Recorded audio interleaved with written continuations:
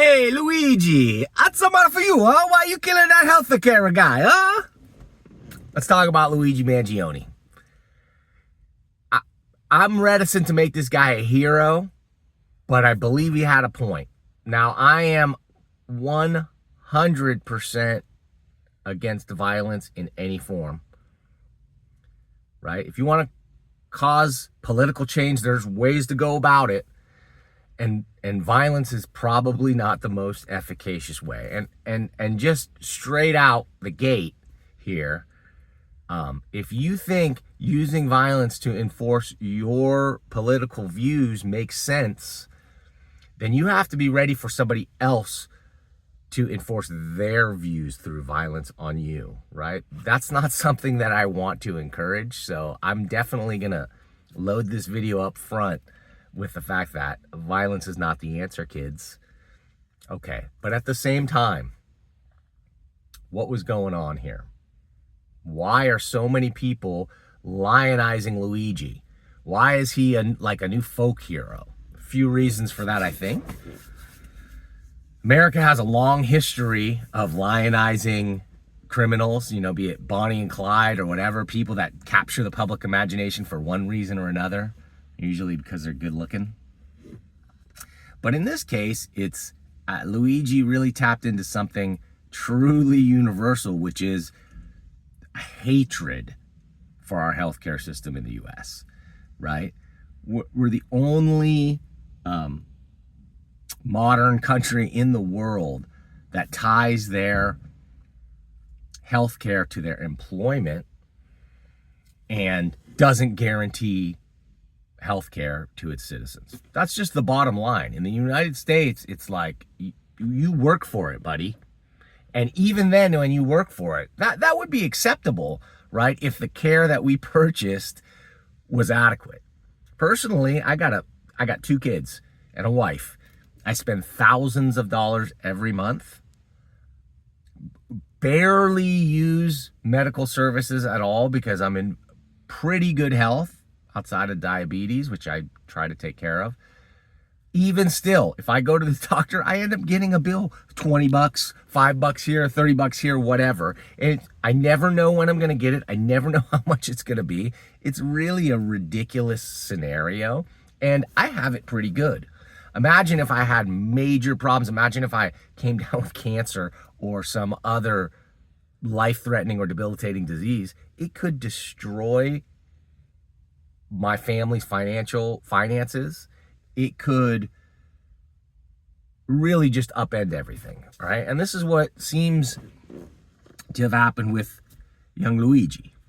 So, is it right to kill someone to try and change minds? No, right? Murder is wrong, period. However, there's a case to be made that what United Healthcare has been engaged in is a form of mass murder, right? They are the biggest healthcare company in the country. They also have the highest denial rate of any healthcare company, double the average. The average is like 16%, and they are over 33% denial rate at United Healthcare. Not only that, they were for a period of time employing artificial intelligence to actually do claim denials. And they used a system that was acknowledged to have a 90% error rate, 90%. And they continued denying claims. Now, what I've heard is that system has been removed. However, the claim rate at United is, the denial rate rather, is not going down. This systematic denial, when oftentimes knowing that just the denial will cause people to not be able to afford, understand, or be willing to go through the process of appeals, right? That's easy money. And for the rest of them, that process can take, if you do decide like, look, this is my life, I need to fight this, it could take 18 months or more to appeal one of these things with no guarantee of the outcome. During that time, any conditions that you have might worsen and you might die. And this is not a theoretical worst case scenario. This happens all the time. I read a statistic that said someone dies from healthcare denial every 1.5 minutes in this country, right? It's thousands upon thousands of people every month, tens of thousands every single year, and nobody really seems to care about the situation. Where in our last campaign, who is talking about healthcare? Unless it's free sex change operations, right? I mean, nobody was really talking about improving the obviously broken system that we have. Until this guy came along, right? Luigi Mangione. He printed a ghost gun and stalked the United Healthcare CEO, found out where he was going to be, and shot him in the back. And then got away, right? Seemed to have enough wherewithal to actually, the gun jammed a couple of times during the assassination attempt, and he cleared it and went on. This led many people, myself included, to really think this could be a professional killing, and that what would be the perfect cover to kill a healthcare CEO, but to make it a disgruntled patient. I still think there's a tiny percentage of a chance that Luigi was framed or is a patsy in some way, but the writing seems to be on the wall, right? Literally, or on the manifesto, as it were, because this guy got caught in a McDonald's and he had a confession essentially in his backpack. So then that leads me to believe that he wanted to be caught, because otherwise he could have gotten away scot-free. Although there are quite a few theories that say that the NYPD had ways and knew how to track him using surveillance, and that they've used the McDonald's informer as sort of a way to not have to reveal that they used facial recognition or AI techniques to find the guy. Be that as it may, it still comes back to me as it's not right to lionize what this guy did, but it is right to use this tragedy to put a spotlight on the corruption in U.S. healthcare. I mean, the CEO who was murdered, I forgot his last name already, Brian something, was under investigation for insider trading. He was a dirty guy. It seems, in many ways, like not doing good for the common man, not doing good for his customers, doing good for his company and for himself and the bottom line as the primary metric of success. And that's the way it works in the United States, right? I take that back. This is not a U.S. specific problem. It is in healthcare, but in almost every other arena. This is just the way of the world. Money is gravity. Go see my Bitcoin video for a talk about that. So there is a humongous incentive to deny care. No business model should be based on making money by denying care to people and killing people. Right? There was a direct incentive to deny care to people who needed and deserved it in order to increase profits at a private corporation. This is everything that's wrong with the U.S. healthcare system in a nutshell. Is this going to encourage vigilante violence as a solution? I definitely hope not, because if you think it's tough to go kill somebody, go print a gun and go kill somebody to enforce your views because you are so morally correct that everyone should do what you say, then you're opening the door for that to be done against you. You're opening the door for those who think that your way of life is immoral or incorrect to use violence against you to enforce that judgment. This is morally wrong to me. I will never endorse violence in any form. I condemn it in every way. But that includes the inherent violence of systematically denying tens of thousands of people a year access to healthcare that they need, right? These people die because of this decision. And this is not something that seems to be troubling any executives at healthcare companies very much. They know, built into their business model, they have to deny. The more they deny, the more they make. And that is just a moral hazard, a moral dilemma that we need to be done with. Now, what does that mean? Does that mean government taking over healthcare? Does that mean single-payer healthcare? Maybe it does. You know, I'm not a fan of the government taking over industries, and I don't know that they could run healthcare, right? But in reality, the government would not be taking over hospitals or healthcare. They would simply be the payer, the single payer. Personally, I was always in favor of a public option, meaning if you lost your job or didn't have a job or whatever, that there was a public option you could use that provided good care. And that if you wanted to, you could participate in your employee's healthcare plan, or you could use the public option. We're not even close to that. Joe Biden said he was in favor of that, did nothing to make it happen, right? Let's be clear, zero. Donald Trump, I have no illusions that he has any thoughts about increasing access to healthcare in this country. So we're kind of on our own like we've always been. We're kind of in a place where nobody really cares. Everybody recognizes there is a problem. Nobody has any solutions. So that's the kind of desperation. You take somebody who is maybe on painkillers. You know, Luigi had intensive back surgery that caused him constant pain. Take somebody like that, already emotionally distraught, put them on drugs, deny them health care, and tell them they don't matter. And frankly, you're asking for something like this to happen. I think the root of most violence, political or non-political, is mental anguish, right?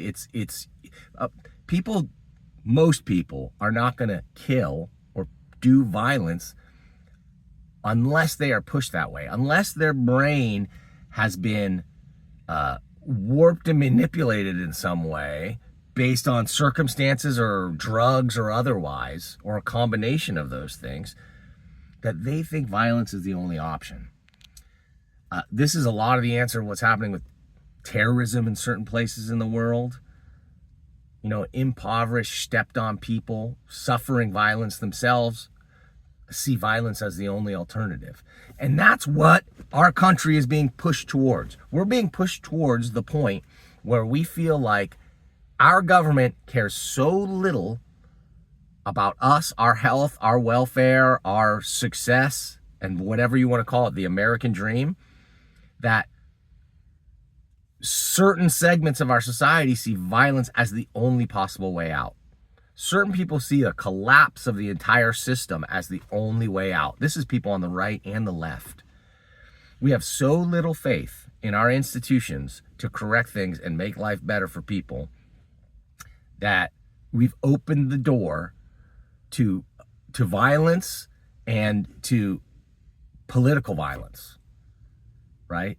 In order to make our voices heard, because it seems like no one cares. When you see the leaders of both major political parties in this country profiting so heavily from campaign contributions from the medical industry, it's really easy to understand why they have very little incentive to do what's right for the American people. After all, Congress has a great healthcare plan. If you get elected to Congress, if you're a senator or a state representative, your healthcare needs are dialed in for life, right? You have lifetime single-payer healthcare that's not going to cost you a dime and it's going to work the way it should. I think there's only one answer to the healthcare crisis in this country, and that is to force all elected representatives to have the same healthcare plan as every single citizen of the United States. If that law, and that law only, were to pass, we would see dramatic change in our healthcare system almost overnight. It's always about the money. It's always about the power. And it's always about those in power clinging to what they have in opposition to those that they supposedly represent, right? We, the people, deserve nothing in their eyes that we're not already getting. And frankly, you can try to tell me that this is a Republican thing. You could try to tell me it's a Democrat thing. But we've had both of those people in power in the government. Obama had control over, the Democrats had control over all three branches of government for a while, did nothing but pass a healthcare initiative that was written by and for the healthcare industry, right? And Republicans have no desire to give any other benefits to people in this country, right? They feel like if you don't have a job and you don't have health care, that's your problem and your fault, and they are not going to do a thing about it. You got to pull yourself up by your bootstraps because that's the American way. That leads a lot of people, those of us who do have the means to make money and to have a job and to have health care for ourselves, to really just protect that for ourselves. Nobody's going to be caring for us when we get older. There is no benefits for us outside of we'll have Medicare if we make it to age 65. That's how sick it is in this country. Is that we have it. We have universal health care for everybody, but you got to live long enough to earn it, buddy. This is what has really got us in a tangle in this country, and I used to think that there were political ways out. I'm a libertarian. I really used to think that we could get there through, if not through regulation, then maybe deregulation, right? Open up the ability for healthcare to be delivered across state lines. Make it easier for clinics to open and for alternatives to emerge to our bloated, inefficient healthcare system. Doesn't look like we're in store for any of those things anytime soon, folks. So do I support Luigi? No, I categorically deny that violence is the solution. But that doesn't mean I know what the solution is. I wish I knew what it was. I wish I knew of a way that we could get what the American people deserve without an extreme uprising by the people. Because when something like that happens, many, many people are going to suffer. If we had people talk about a civil war, another civil war in this country, you cannot imagine the suffering that would happen if we decided to turn ourselves against each other, brother on brother, again in this modern era, with the weapons that we have, with the media that we have, with the drones that we have. Speaking of which, I'm going to be doing an upcoming video soon about the drone issue, right? The mysterious drones, and what my theory is. Is it in preparation for serious crowd control because the people in power are afraid that such an uprising is coming? I don't know if that's the truth, but I think there's a real possibility of it. I'm going to talk about that next time. Thanks for tuning in. Thanks for checking out these rants. I love doing it. It's actually really fun and freeing for me to come and just ramble on like this. I hope you enjoyed it. If you did, hey, click that thumbs up. If you didn't, click the thumbs down, all right? It's fine. I can take it. But just maybe leave a comment. Leave some constructive criticism. Tell me what I could be talking about. Tell me what I should be talking about. And most importantly, tell me your thoughts on the American healthcare system and Luigi Mangione. Azza for you.